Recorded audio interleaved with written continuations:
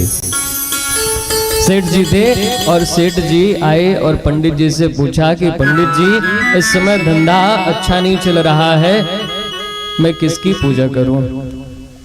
बोले कि अगर तुम्हें पूजा करना है तो तुम जाकर करके शंकर जी की पूजा करो। बोले अच्छा महाराज। बोले शंकर जी जल्दी प्रसन्न हो जाते हैं, शंकर जी की जाकर के पूजा करो। अब सेठ जी अगरबत्ती घुमाना शंकर जी की प्रारंभ कर दिए। 1 दिन 2 दिन 3 दिन महीने हो गए, 2-4 महीने हो गए और मन में यही सोचते कि भोले बाबा प्रसन्न होंगे कि नहीं होंगे। मन में यही सोचते, उनको कुछ फायदा नहीं हुआ। पंडित जी के पास फिर पहुंचे और बोले महाराज जी मुझे तो इससे कुछ फायदा तो हो नहीं रहा, भोले बाबा तो प्रसन्न हो नहीं रहे, अब हम क्या करें? बोले भैया अब तुम्हारी जैसी इच्छा हो तुम करो, परंतु भगवान प्रसन्न हो जाएंगे, भोले बाबा जल्दी प्रसन्न होते हैं।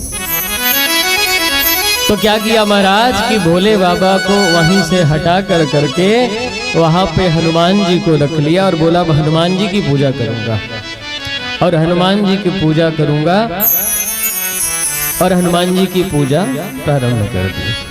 सेठ जी 1 दिन हुआ, 2 दिन हुआ, तीसरे दिन महाराज पूजा कर रहे थे कि पूजा करते करते ही हवा का झोंका ऐसा आया कि जो अगरबत्ती का धुआं था वो शंकर जी की तरफ जाने लग गया।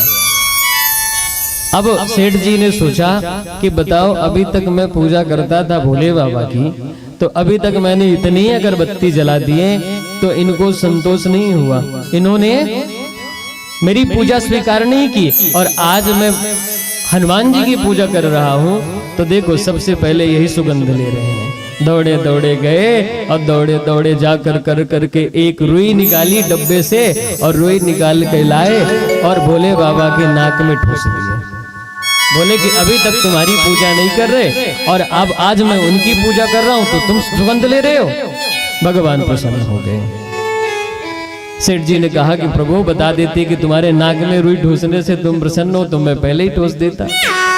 बोले कि भैया तेरी इस चीज पे मैं प्रसन्न नहीं हुआ हूँ, तेरी इस श्रद्धा पे मैं प्रसन्न हुआ कि अभी तक तेरे मन में ये लगता था कि ये पत्थर की मूर्ति है, कब प्रकट होगी कि नहीं होगी। आज तेरे मन में ये हुआ कि नहीं ये भगवान है इसलिए सुगंध को ले रहा है, आज इसलिए मैं प्रसन्न हो गया।